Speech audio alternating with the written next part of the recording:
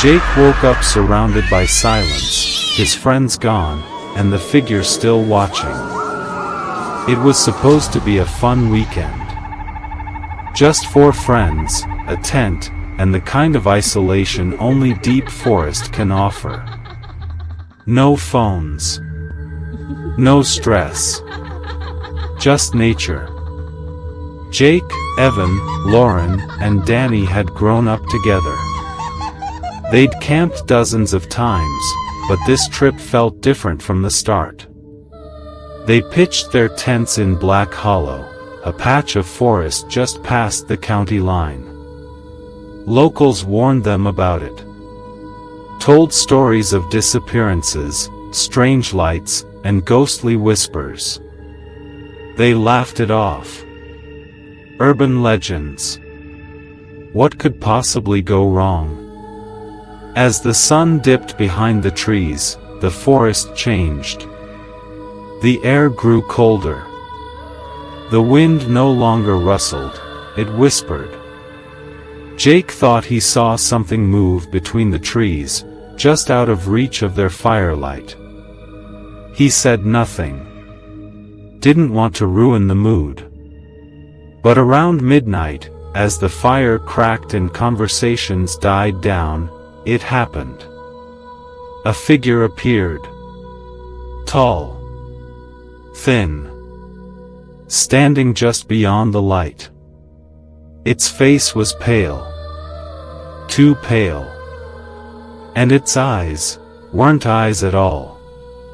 Just dark, empty sockets. They froze.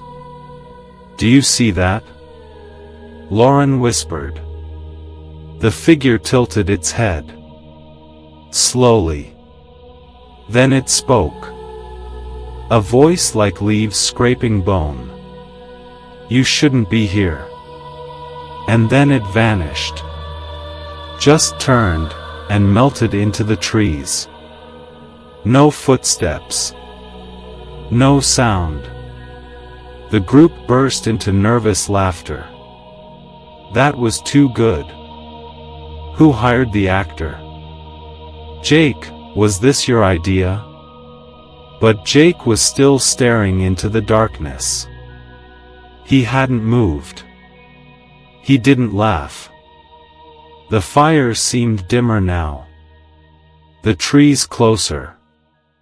They decided to sleep it off. Laugh about it in the morning. But the forest had other plans. Jake woke to silence. Not the kind of peace you find in nature. But a dead silence. No birds. No wind. Just the ringing in his ears. He sat up. The camp was empty. Tents unzipped. Bags scattered. No Evan. No Lauren. No Danny. "Guys?" he called. His voice cracked in the cold air. No answer. He searched the woods. For hours. Only to find one thing. Footprints, dozens of them.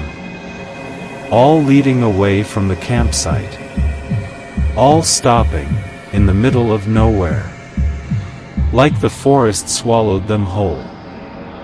Then he heard it. Jake. Soft. From behind him. He spun around. Nothing. "You stayed." The voice again. He backed up toward the campsite. But there, at the edge of the clearing, stood the figure. Same pale skin. Same hollow eyes. Same slow, tilting head. Only now, it was smiling. Jake ran. He didn't know where. Just, away. Branches slashed his arms. Roots grabbed at his feet. But he ran until the forest ended. Until daylight bled through the trees. He stumbled into a ranger station, wild-eyed and shaking. The rangers searched. Drones. Dogs. Days of effort.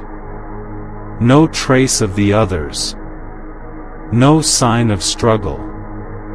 No blood. Just gone. They questioned Jake. Over and over. His story never changed. A figure.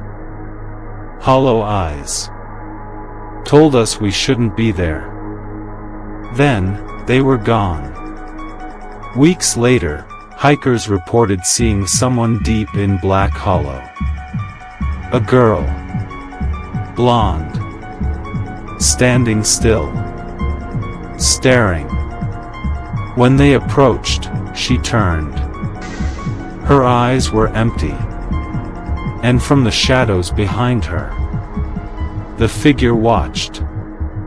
Smiling. Some places weren't meant to be found. Because once you see what's waiting, it sees you too. And it doesn't forget.